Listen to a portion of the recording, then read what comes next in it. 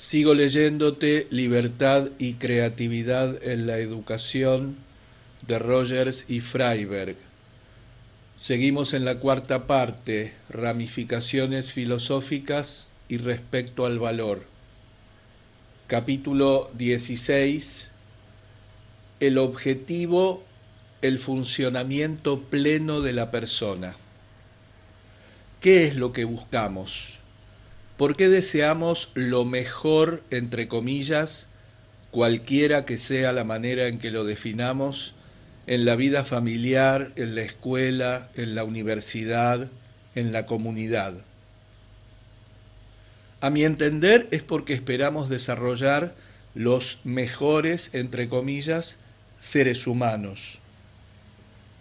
Pero rara vez explicamos el significado real de este objetivo.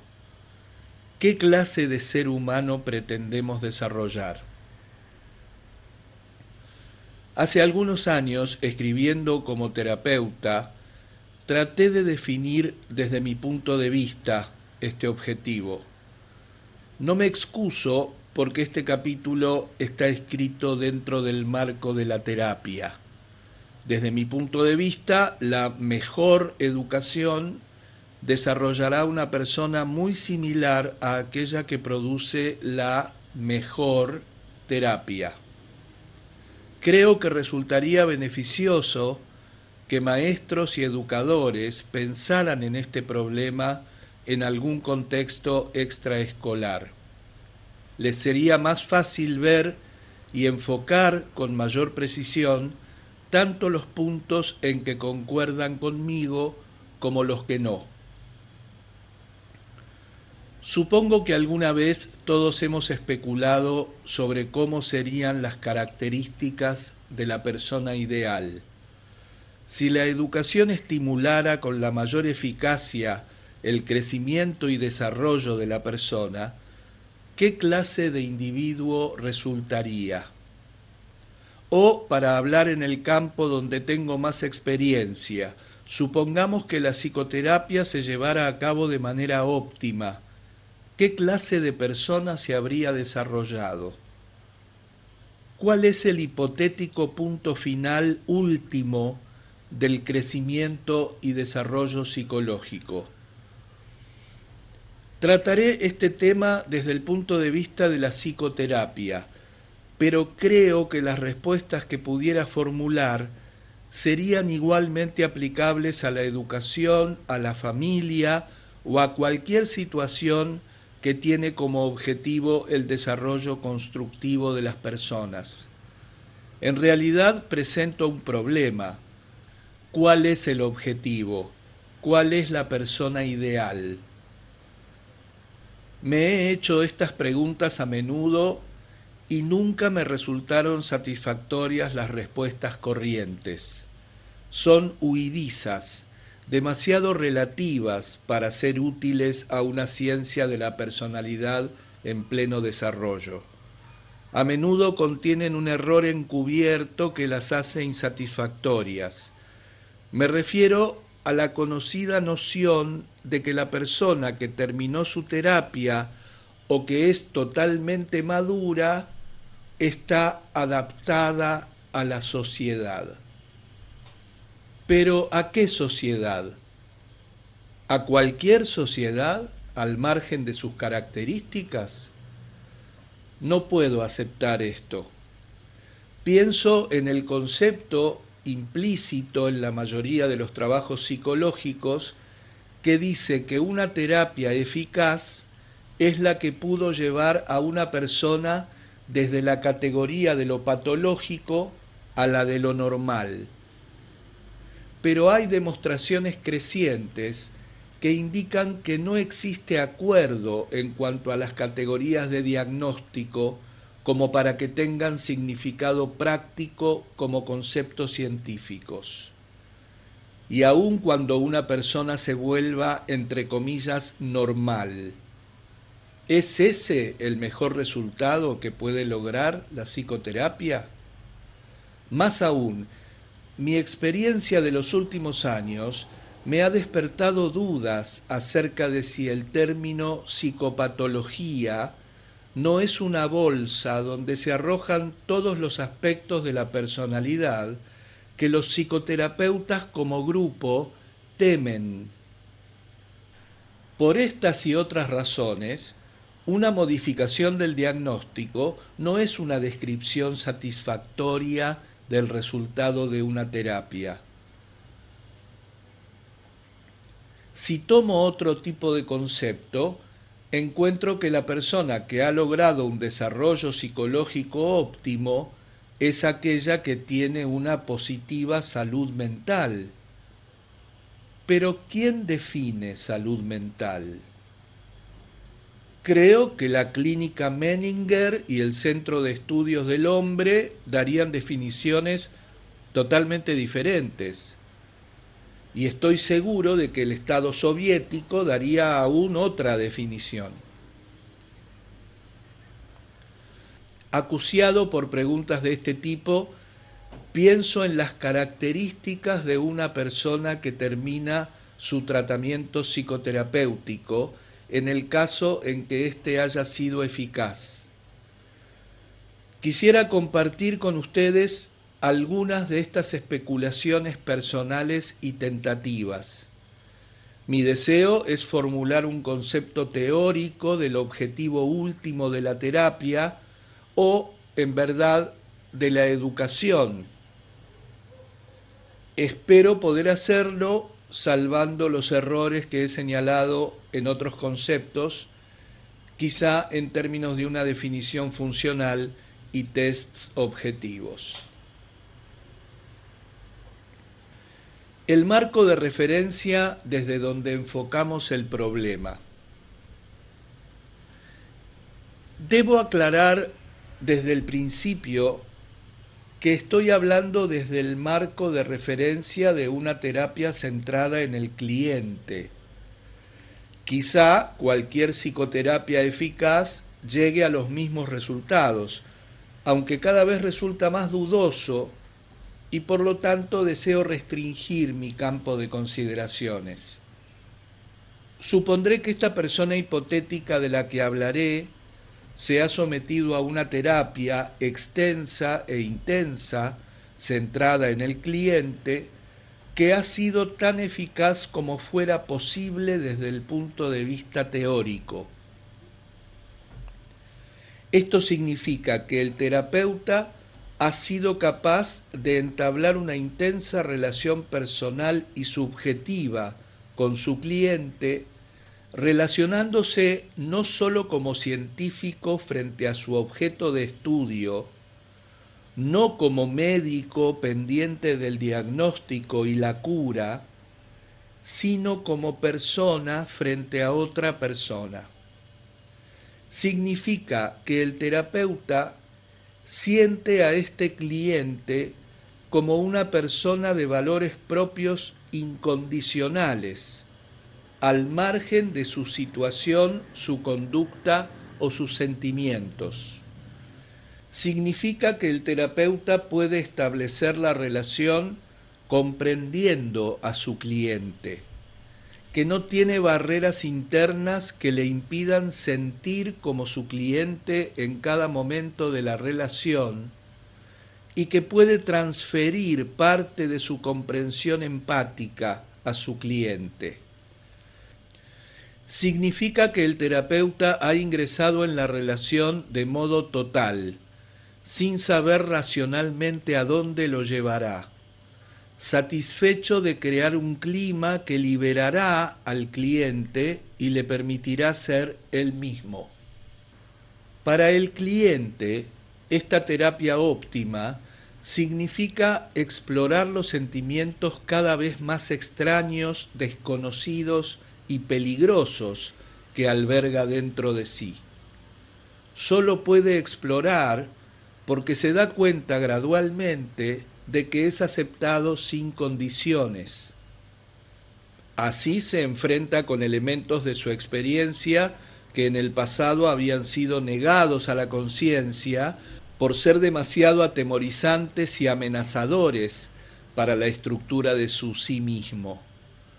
Se sorprende viviendo esos sentimientos con plenitud en la relación, de tal modo que por el momento él es su miedo, su rabia, su ternura, su fuerza.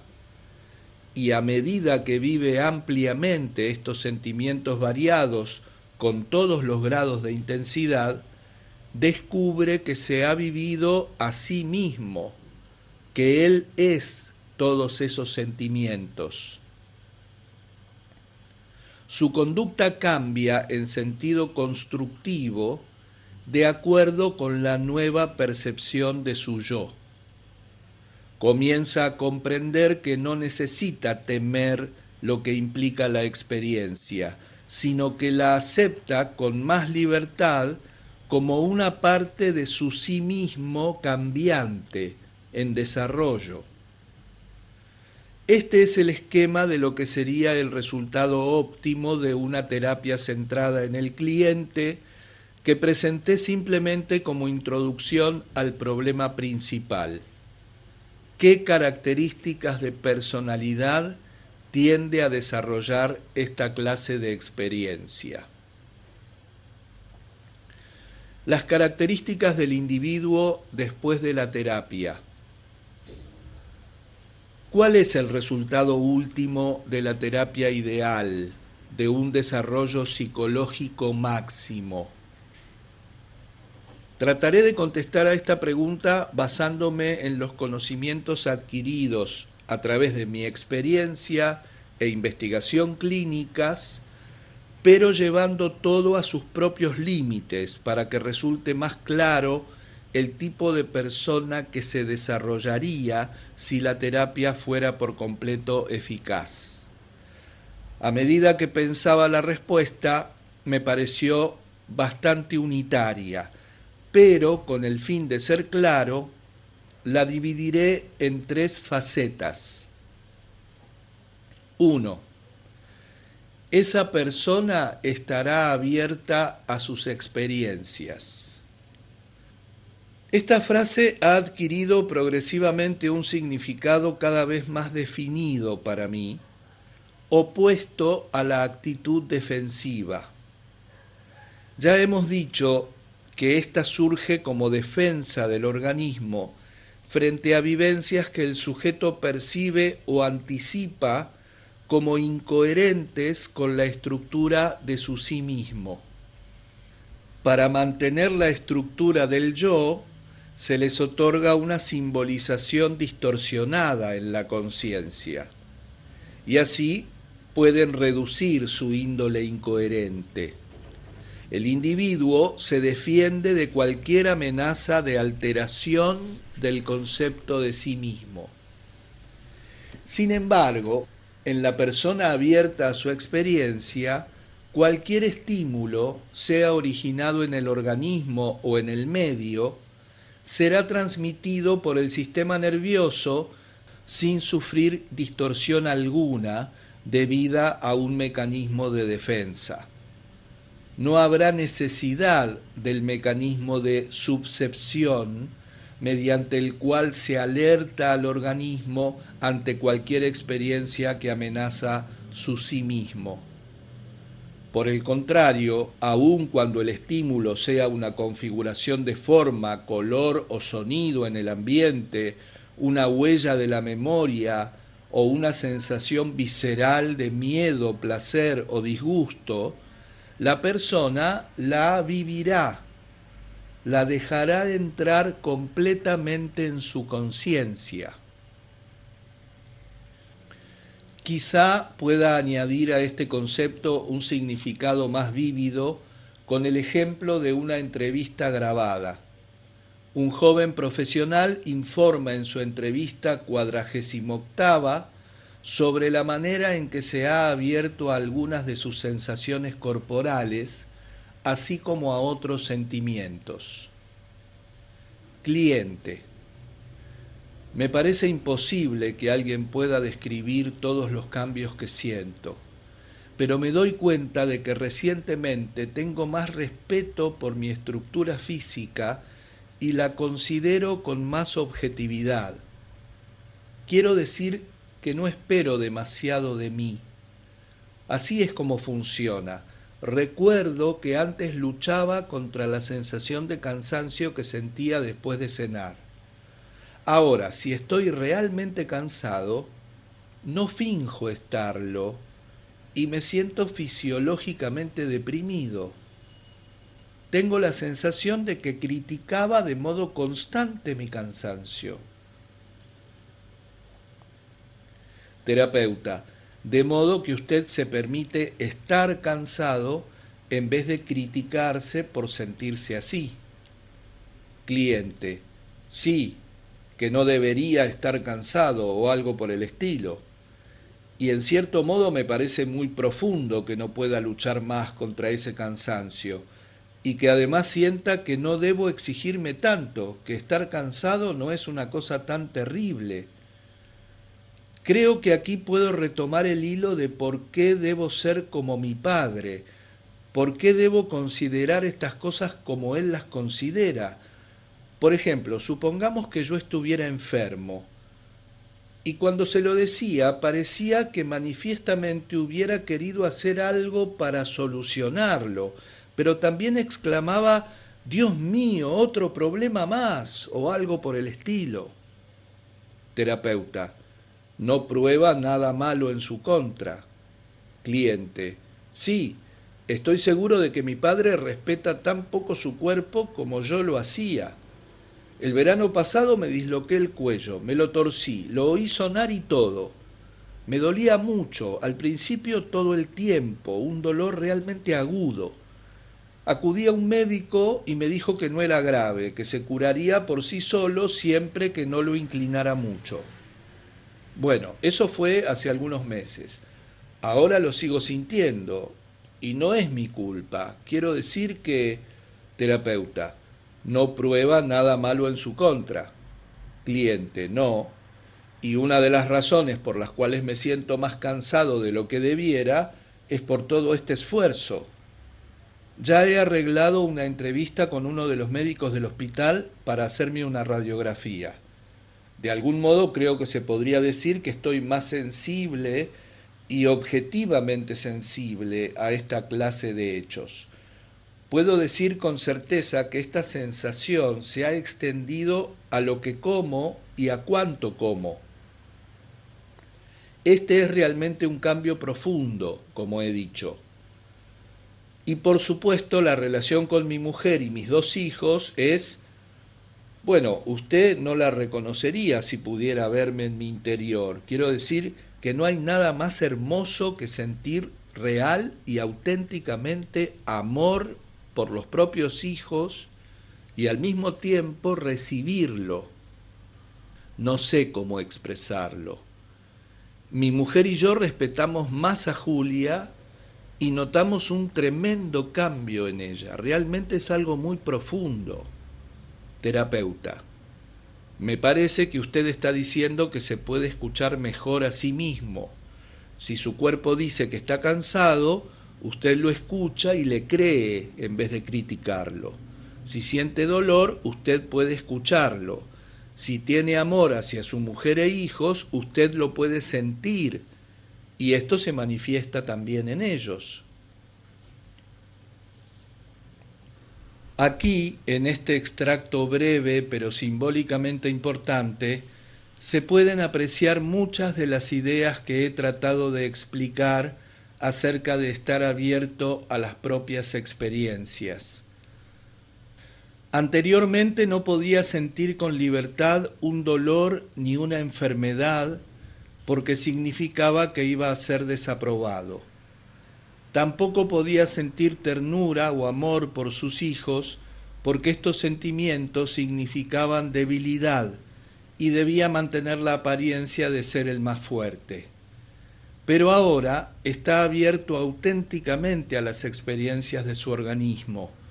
Puede parecer cansado cuando lo está, puede sentir dolor cuando su organismo padece, puede experimentar libremente el amor que siente por su hija y también puede expresar y sentir enojo, como lo dice en la segunda parte de la entrevista. Puede vivir con plenitud la experiencia total de su organismo en vez de cerrar el paso a su conciencia. He utilizado este concepto de acceso a la conciencia para aclarar el significado de estar abierto a la experiencia que puede entenderse de manera errónea. No me refiero a que este individuo será consciente de todo lo que pase en su interior, como el ciempiés que advirtió todas las patas que tenía. Por el contrario, será libre de vivir subjetivamente un sentimiento, tanto como tener conciencia de él. Podrá experimentar amor, dolor o miedo viviéndolos en esta actitud, o podrá abstraerse de su subjetividad y hacerse consciente: sufro, tengo miedo, amo. El punto crucial es que no hay barreras ni inhibiciones que impidan vivir con plenitud lo que está presente en el organismo. Y el acceso a la conciencia es una buena medida de la ausencia de barreras. 2. Esa persona vivirá de manera existencial. Es evidente que para la persona completamente abierta a su experiencia, que no está a la defensiva, cada momento es nuevo. La compleja configuración de estímulos externos e internos que se da en este momento no existió nunca antes de este mismo modo. Por lo tanto, nuestra percepción hipotética se dará cuenta de que lo que será y lo que hará en el próximo momento nace de ese momento y no puede ser anticipado por mí ni por nadie. Es frecuente que los clientes expresen este tipo de sentimientos. Así, uno de mis clientes dice al final de su terapia de manera algo confusa: no he terminado con la tarea de integrarme y reorganizarme. Esto me confunde, pero no me desalienta, puesto que sé que este es un proceso continuo. Es muy emocionante, a veces molesto, pero muy alentador sentirse en acción, sabiendo hacia dónde se va, aun cuando no siempre se sepa de modo consciente. Una manera de expresar la fluidez de un modo de vida existencial es decir que el sí mismo y la personalidad emergerán de la experiencia, en vez de que la experiencia deba ser traducida o modificada hasta que se adapte a una estructura preconcebida del sí mismo. Significa que uno se convierte en participante y observador del proceso en marcha de las experiencias organísmicas en vez de controlarlas. He tratado de describir este tipo de vida según mi opinión. Este tren de experiencias y el significado que hasta ahora les he descubierto me han lanzado en un proceso fascinante y a la vez atemorizante. Es como si me dejara llevar por mi experiencia, creo que hacia adelante, hacia fines que no puedo definir con precisión, a medida que intento entender por lo menos el actual significado de esa experiencia. La sensación es como flotar en una compleja corriente de experiencia con la fascinante posibilidad de aprehender su complejidad cambiante. Este vivir en el momento significa una ausencia de rigidez, de organización rigurosa, de imposición de una estructura a la experiencia. Significa, en cambio, un máximo de adaptabilidad un descubrimiento de la estructura en la experiencia, una organización fluida y cambiante del sí mismo y de la personalidad. La personalidad y el sí mismo estarían en constante flujo. Los únicos elementos estables serían las capacidades fisiológicas y las limitaciones del organismo, las necesidades organísmicas permanentes de supervivencia, enriquecimiento, alimento, afecto, sexo y otras semejantes. Los rasgos más estables de la personalidad serían estar abiertos a las experiencias y la resolución flexible de las necesidades existentes en el ambiente. 3. Esa persona encontrará en su organismo un medio confiable de llegar a la conducta más satisfactoria en esa situación existencial. Hará lo que sienta que es correcto en este momento inmediato y confiará en que ésta es una guía eficaz y adecuada para su conducta. Si les parece extraño, permítaseme explicar el razonamiento que lo sustenta. Puesto que estará abierto a sus experiencias, tendrá acceso a todos los datos disponibles sobre los cuales basar sus conductas, las exigencias sociales, sus necesidades complejas y posiblemente conflictivas, sus recuerdos de situaciones similares, su percepción de la singularidad de la situación, etc. Los aspectos dinámicos de cada situación serán, en verdad, muy complejos, pero permitirá que todo su organismo y también su conciencia consideren cada estímulo, necesidad y exigencia su intensidad e importancia relativa, ponderando y comparando este complejo para descubrir la conducta que satisfaga en mayor medida todas sus necesidades en esa situación. Como analogía podríamos pensar que esta persona es una gigantesca computadora electrónica. Puesto que está abierta a sus experiencias, se alimenta con todos los datos que le ofrecen sus sentidos, su memoria, sus aprendizajes previos y su estado visceral interno.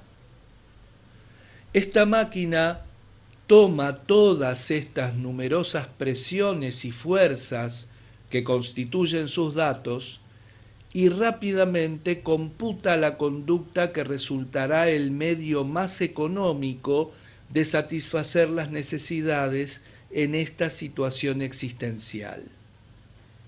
Esta es la conducta de nuestra persona hipotética. En recientes entrevistas celebradas con dirigentes empresariales de éxito, se observó que muchas de sus decisiones eran intuitivas en vez de basarse simplemente en números. Expresaban un sentido del instinto a la vez que una capacidad de reacción a la hora de buscar soluciones a problemas complejos. En el capítulo 6, Annette Watson, la directora de la HSPBA de Houston, hablaba de escucharse uno a sí mismo. Si vas y te sientas muy tranquila, miras hacia adentro y dices qué es lo que hay que hacer, entonces se oye una especie de voz interior que dice lo que está realmente bien y lo que no. Y si actúas en contra de esta voz, lo pagarás caro, porque no se puede dejar que el cerebro anule tu intuición. Has de confiar en ti misma. Los fallos que hacen que este proceso carezca de la suficiente autoridad son la inclusión de material no existente o la ausencia de datos. El momento en que se introducen en el ordenador los recuerdos o los conocimientos ya aprendidos, como si la realidad pasara a ser solamente la existente en el soporte informático, es precisamente cuando surgen respuestas conductistas erróneas, hecho que también se produce cuando se impide tomar conciencia de ciertas experiencias amenazadoras y por ello se ocultan al ordenador o se introducen en él de una manera distorsionada. Pero nuestra hipotética persona encontraría que su organismo es totalmente fiable, debido a que se utilizarían todos los datos disponibles y se presentarían de una manera precisa y no distorsionada. De ahí que su comportamiento pudiera llegar a estar lo más próximo posible a la satisfacción de todas las necesidades del individuo debido a la mejora de uno mismo, a la relación con los demás, etc. En este proceso de ponderación, búsqueda de equilibrio y síntesis, el organismo no sería infalible en absoluto, sino que daría siempre la respuesta más posible de acuerdo con la información disponible, aunque a veces se perdieran datos. Sin embargo, debido al carácter abierto a la experiencia, cualquier error correspondiente a una conducta no satisfactoria sería inmediatamente corregido. El proceso de estimación sería siempre objeto de corrección, debido a que se estaría sometiendo a verificación constante respecto al citado comportamiento. Traduzcamos esta abstracción a términos personales. El cliente del que tomé sus palabras anteriormente se sintió contrariado con su hija cuando, además de cariño, entre comillas, sintió ganas de eso. Sin embargo, notó que estaba expresando sus sentimientos de un modo que no sólo liberaba su tensión interior, sino que también permitía a su hija hacerse eco de su propia irritación. En el ejemplo siguiente, aquel describe las diferencias entre comunicar su enojo o imponérselo a ella. Debido a que simplemente no me gusta imponerle mis sentimientos, pero parece que los tengo que mostrar nítidamente en mi cara. Quizá ella piense algo así como, sí, papá está enojado, pero no tengo que achicarme, porque ella nunca se encoge realmente por el miedo. En sí mismo, esto es el tema de una novela, suena así de bien. En este ejemplo, mostrándose abierto a su experiencia, selecciona con una habilidad intuitiva asombrosa una vía de conducta guiada con sutileza que satisface su necesidad de liberación de su irritación, pero que también resuelve su otra necesidad de ser un buen padre y por ello de encontrar el adecuado desarrollo saludable para su hija. No obstante, lo consigue haciendo simplemente lo que considera que es justo para él. En otro nivel muy diferente, creo que esta selección organísmica compleja es la que determina la conducta de la persona creativa. Se encuentra siguiendo determinada dirección mucho antes de poder dar una base completamente racional y consciente de ella. Durante este período, sea que esté avanzando hacia un nuevo tipo de expresión artística, un nuevo estilo literario, una nueva teoría en un campo de la ciencia o una nueva estrategia en la clase, está confiando simplemente en su reacción organísmica total.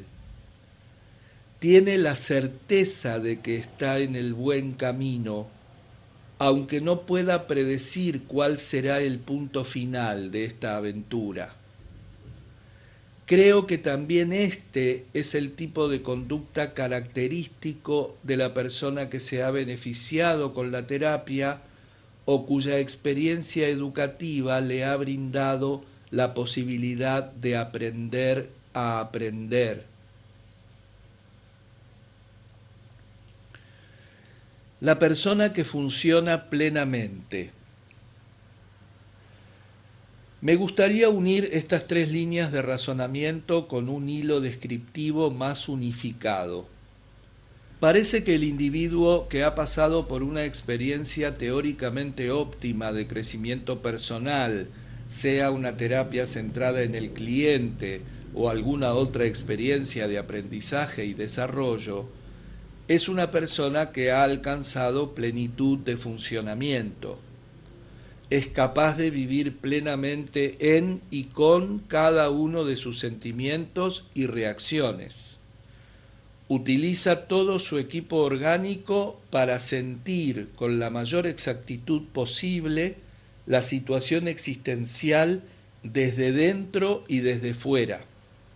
Utiliza todos los datos que le proporciona su sistema nervioso, haciendo intervenir su conciencia, pero sabiendo que a menudo la totalidad de su organismo es más sabia que su sola conciencia. Permite que su organismo funcione en toda su complejidad para seleccionar de entre una multitud de posibilidades la conducta que en este momento preciso será más satisfactoria. Es capaz de confiar en su organismo no porque éste sea infalible, sino porque puede estar abierto por completo a las consecuencias de cada una de sus acciones y corregirlas si no son las más adecuadas. Es capaz de experimentar todos sus sentimientos y no teme a ninguno. Es su propio evaluador de pruebas, pero está abierto a la evidencia de todas las fuentes. Está comprometido de una manera total en el proceso de ser él mismo, y así descubre que es un ser real y sólidamente social. Vive totalmente en este momento, pero aprende que esta es la vivencia más sólida. Es un organismo que funciona plenamente, y como su conciencia de sí mismo fluye libre en y a través de sus propias experiencias, es una persona que funciona con entera plenitud. Algunas consecuencias de esta descripción. Esta es entonces mi definición tentativa del resultado final de la terapia, mi descripción de la situación final a la que nuestros clientes se aproximan, pero que nunca alcanzan totalmente. El cuadro de una persona que aprende en todo momento la manera de aprender. Me ha llegado a gustar esta descripción porque creo que está arraigada y se adapta a mi experiencia clínica y educativa, y también porque tiene importantes consecuencias clínicas, científicas y filosóficas. Hablaré ahora de estas ramificaciones y consecuencias tal como las veo. A. Adecuada a la experiencia clínica. En primer lugar, mi descripción parece contener la base para los fenómenos clínicos en una terapia eficaz.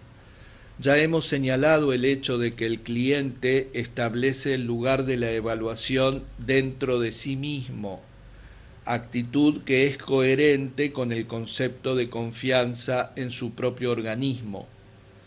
Hemos comentado antes la satisfacción del cliente por ser él mismo, una satisfacción asociada con el funcionamiento pleno del individuo. Observamos que los clientes toleran una variedad mucho más amplia de sentimientos, incluyendo aquellos que antes eran productores de ansiedad, y que estos sentimientos se integraban en sus personalidades que ya adquirieron una organización más flexible. En resumen, los conceptos que he formulado parecen suficientemente amplios como para contener el resultado positivo de la terapia tal como la concebimos. B. Permite formular hipótesis operativas. Aunque admitimos que esta formulación es de carácter especulativo, pensamos que podemos extraer de ella hipótesis formuladas en términos rigurosamente operativos. Estas serían no culturales o universales, antes que diferentes para cada cultura.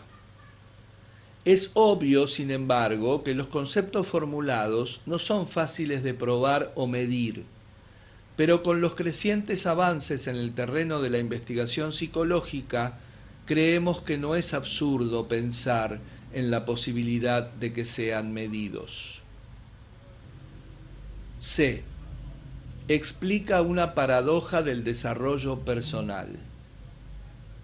En nuestras investigaciones hemos encontrado algunas inquietantes diferencias entre el análisis de varios expertos del material ofrecido por tests de la personalidad de antes y después de la psicoterapia.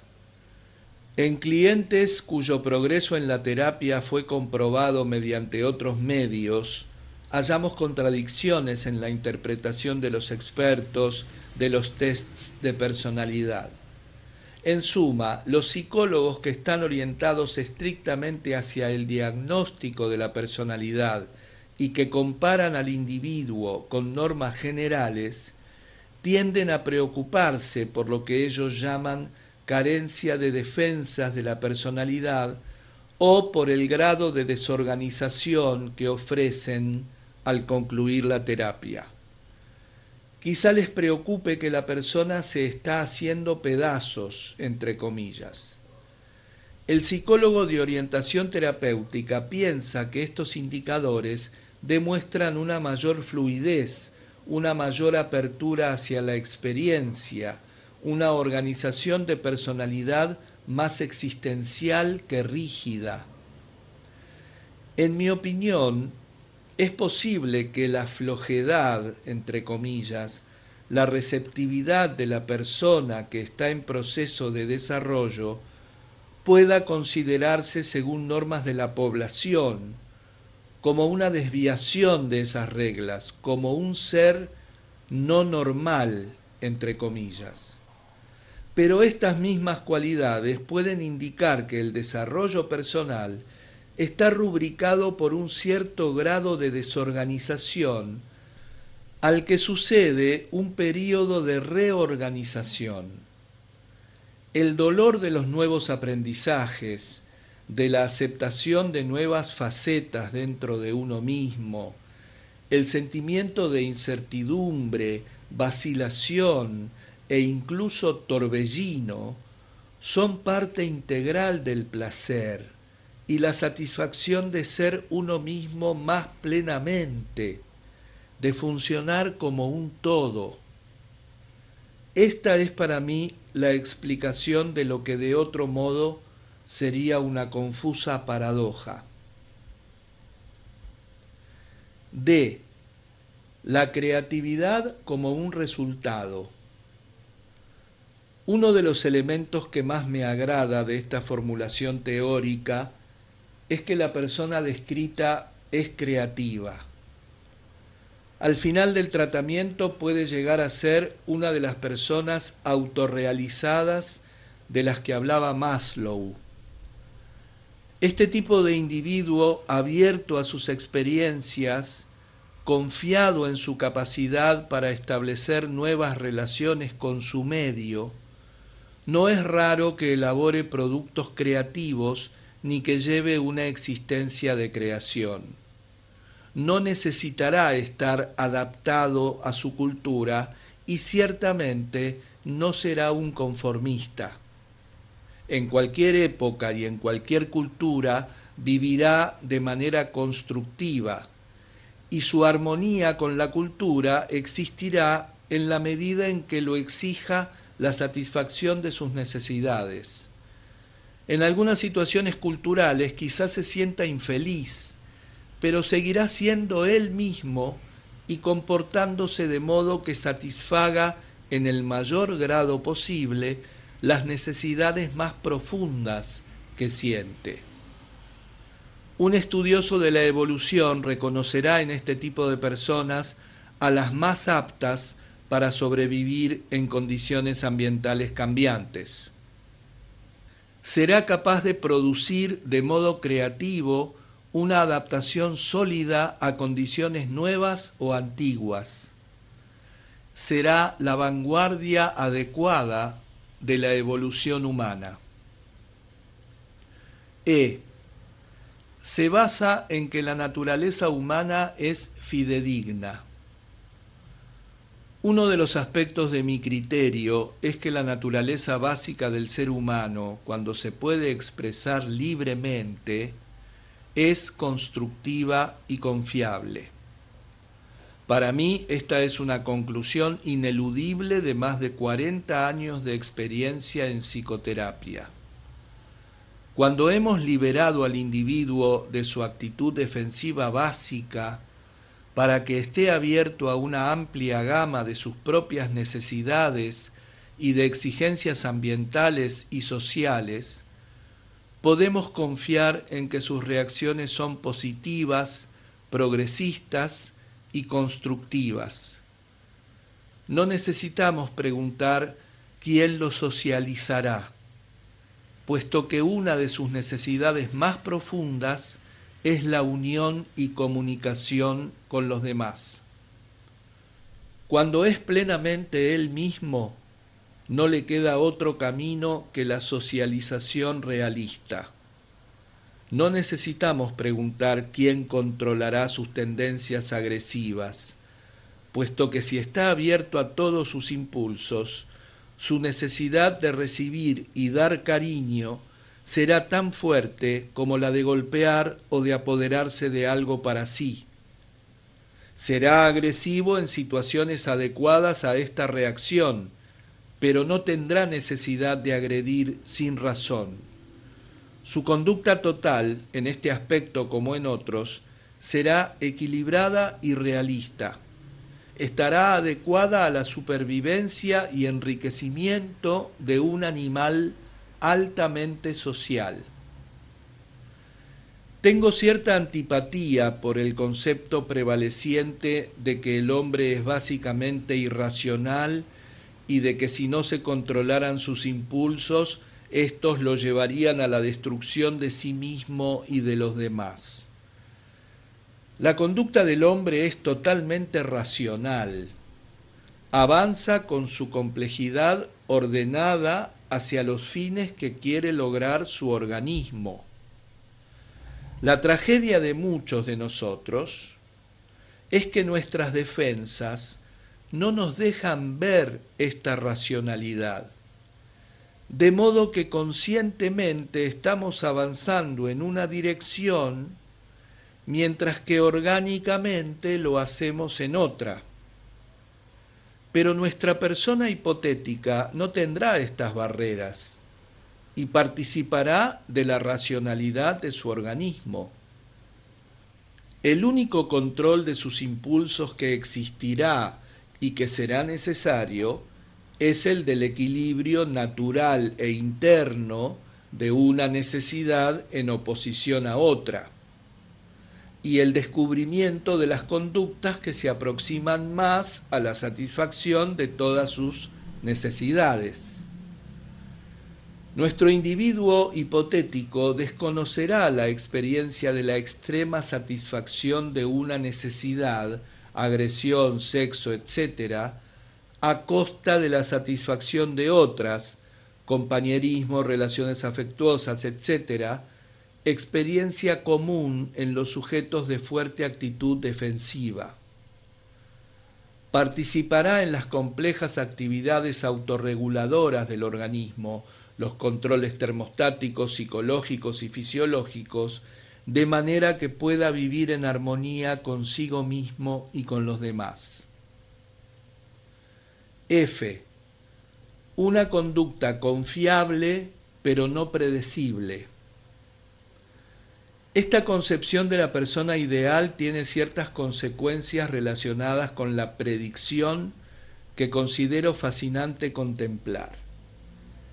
El cuadro teórico que he esbozado demuestra con claridad que la configuración particular de los estímulos externos e internos en que vive la persona en determinado momento nunca existió antes de idéntica manera, y que su conducta es una reacción realista frente a la percepción exacta de todas las pruebas internalizadas.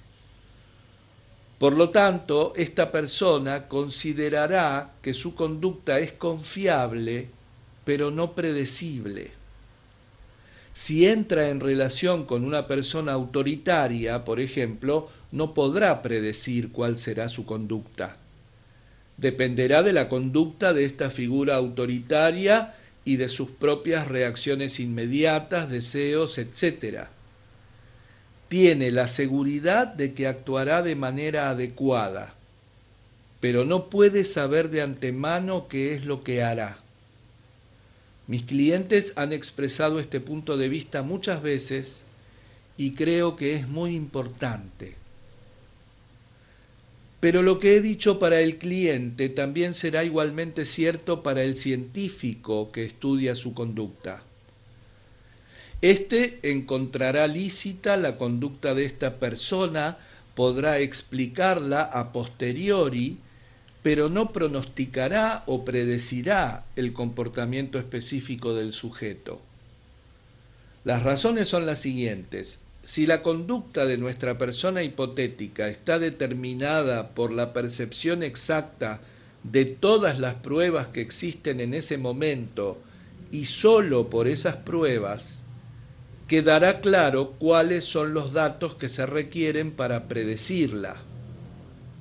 Sería necesario tener instrumentos para medir cada uno de los múltiples estímulos recibidos y una gran computadora para calcular cuál sería la conducta más económica. Mientras esa computadora trabaja, nuestra persona hipotética habría realizado esta completa suma y evaluación dentro de su propio organismo y actuando en consecuencia. Aunque la ciencia sea capaz de recolectar todos estos datos con suficiente exactitud, teóricamente tendría que analizarlos y llegar a la misma conclusión y así explicar su conducta. Pero es dudoso que pueda recolectar y analizar todo el material de manera inmediata, lo cual sería necesario si se quisiera predecir la conducta antes de que se manifieste. Quizá logre esclarecer este concepto diciendo que se puede predecir la conducta de la persona inadaptada y que esta posibilidad se pierde a medida que aquella va adquiriendo una actitud de apertura a su experiencia y un modo de vida más existencial. En la persona inadaptada, la conducta es más fácil de predecir precisamente porque sigue un modelo rígido. Si tal persona ha aprendido un modelo de reacción hostil frente a la autoridad, si su ideología sostiene que la autoridad es mala, y si a causa de esto niega o distorsiona cualquier experiencia que le proporcione pruebas en su contra, entonces es posible predecir su conducta específica. Podemos afirmar con certeza que cuando se encuentre en la nueva situación con la figura autoritaria, su actitud será hostil. Pero cuando la terapia o cualquier situación que promueva el desarrollo lo acerquen a su experiencia, su conducta se hará menos predecible. Esta conclusión se comprobó en el estudio de Michigan en su intento de predecir el éxito en psicología clínica. Las predicciones sobre la conducta de personas que recibían terapia en el momento en que se llevó a cabo la investigación fueron menos exactas que las de la conducta de los demás.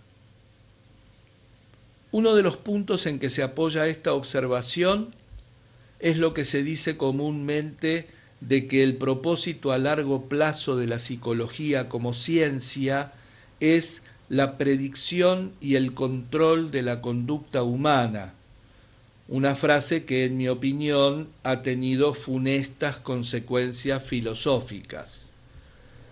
Sostengo que a medida que el individuo se acerca a su óptimo y completo funcionamiento, su conducta, a pesar de seguir leyes y estar determinada, se vuelve más difícil de predecir, y aunque es siempre confiable y adecuada, es también más difícil de controlar. Esto significa que la ciencia de la psicología, en su nivel más alto, sería más bien una ciencia de comprensión que de predicción, un análisis de las leyes que determinaron lo ocurrido, más que un control de lo que sucederá. En general, nuestros clientes confirman esta línea de pensamiento. Sienten confianza en que su conducta en determinada situación será la más adecuada, comprensible y sólida, pero no pueden predecir de antemano cuál será. También lo confirma nuestra experiencia como terapeutas.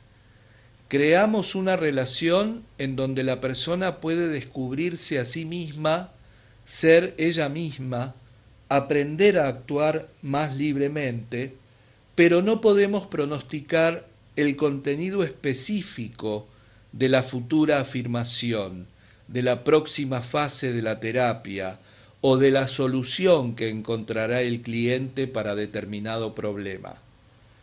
Confiamos en la dirección general, sabemos que será la apropiada, pero no podemos predecir su contenido específico. G. Relaciona la libertad con el determinismo. Quisiera presentar una última implicación filosófica muy significativa, según mi criterio. Durante algún tiempo me sentí perplejo ante la paradoja inherente a la psicoterapia entre libertad y determinismo, como ya he comentado en el capítulo anterior. Y quisiera agregar otro comentario al análisis de este tema. En la relación terapéutica, una de las experiencias subjetivas más exigentes es cuando el cliente siente dentro de sí la fuerza de una elección desnuda. Él es libre de convertirse en él mismo o de esconderse detrás de una máscara, de progresar o de retroceder, de asumir actitudes destructivas para sí y para los demás o de enriquecerse. Literalmente, de vivir o morir, tanto en el sentido fisiológico como psicológico de ambos términos. Sin embargo, cuando entramos en el campo de la psicoterapia con métodos de investigación objetivos, nosotros, como cualquier otro científico, estamos sumidos en un completo determinismo. Desde este punto de vista, cada pensamiento, cada sentimiento o acción del cliente están determinados por los precedentes. El dilema que trato de describir también existe en otros terrenos. Simplemente quiero destacar cómo se presenta en el campo de la psicoterapia. Hace algunos años formulé este problema comparando estos dos conceptos. En el campo de la psicoterapia, aquí se pone de relieve todo lo que es subjetivo, interno, personal. Aquí se vive una relación, no se la analiza simplemente. Aquí tratamos con personas y no con objetos. Y surge un individuo que siente, elige, cree, actúa, no como autómata, sino como persona. Y aquí está presente el fin último de la ciencia, el análisis objetivo de los aspectos más subjetivos de la vida, la reducción a hipótesis y eventualmente a teoremas de todo lo personal, interno y completamente privado. Según mi definición de la persona que funciona plenamente, podemos ver desde una nueva perspectiva la relación entre libertad y determinismo. Podemos decir que en una terapia ideal la persona vivencia la más completa y absoluta libertad.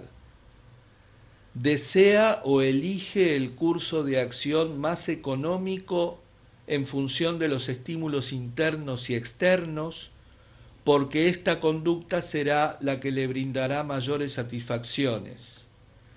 Pero además, este curso de acción estará determinado por todos los factores de la situación existencial.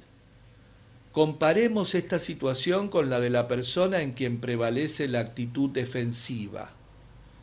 Desea o elige un determinado curso de acción, pero se encuentra con que no puede comportarse como quiere.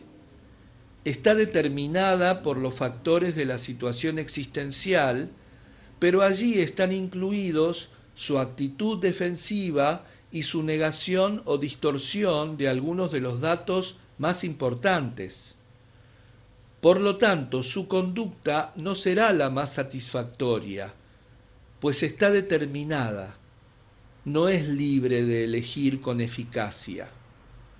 Por otra parte, la persona que funciona con plenitud no solo experimenta, sino que también utiliza la más absoluta libertad cuando elige espontánea y voluntariamente y cuando desea aquello que está determinado por completo. Es seguro que este planteamiento no es desconocido para el filósofo, pero podría ser útil presentarlo desde un ángulo totalmente inesperado, analizándolo desde el marco de referencia de la teoría de la personalidad. Para mí es el fundamento racional de la realidad subjetiva de absoluta libertad de elección, tan importante en terapia, y al mismo tiempo es la base teórica del completo determinismo, piedra angular de la ciencia. Con este marco de referencia puedo entrar subjetivamente en la elección pura y desnuda que experimenta el cliente. Como científico, también puedo estudiar su conducta como determinada de manera absoluta. Conclusión.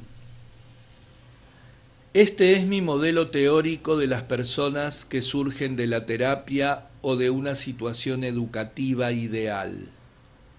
La persona que ha experimentado un crecimiento psicológico total, aquella que funciona libremente con todas las potencialidades de su organismo, la que es digna de confianza porque es realista, porque se realiza, porque está socializada y porque se conduce del modo más adecuado. Una persona creativa cuya conducta específica no es predecible, que evoluciona constantemente, que se descubre y descubre lo nuevo en sí misma en cada momento. Sin embargo, quisiera destacar que hemos descrito una persona que no existe. Este es el fin teórico, el punto final del crecimiento personal. Existen personas que avanzan en esa dirección merced a sus experiencias en una educación ideal, en una terapia eficaz, en las mejores relaciones familiares y de grupo, pero es una persona imperfecta que avanza hacia este objetivo. Lo que he descrito ha sido mi versión de esta meta en su forma pura. He escrito este capítulo en parte para esclarecer mis ideas.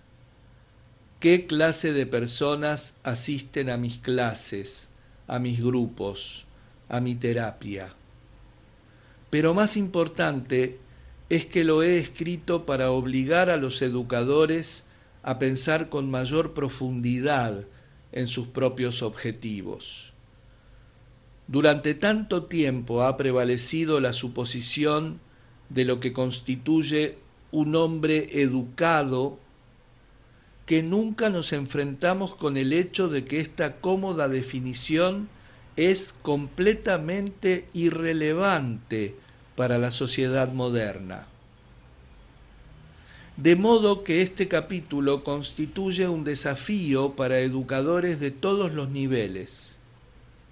Si no están de acuerdo con mi concepto de la persona que funciona plenamente, ni con los objetivos que formulé para la educación, entonces deben escribir su definición de los objetivos de la educación moderna y publicarla, para que todos la podamos conocer. Necesitamos muchas definiciones para comenzar un diálogo moderno y realmente significativo sobre nuestro ideal de ciudadano contemporáneo. Espero que este capítulo haya contribuido a la iniciación de ese diálogo.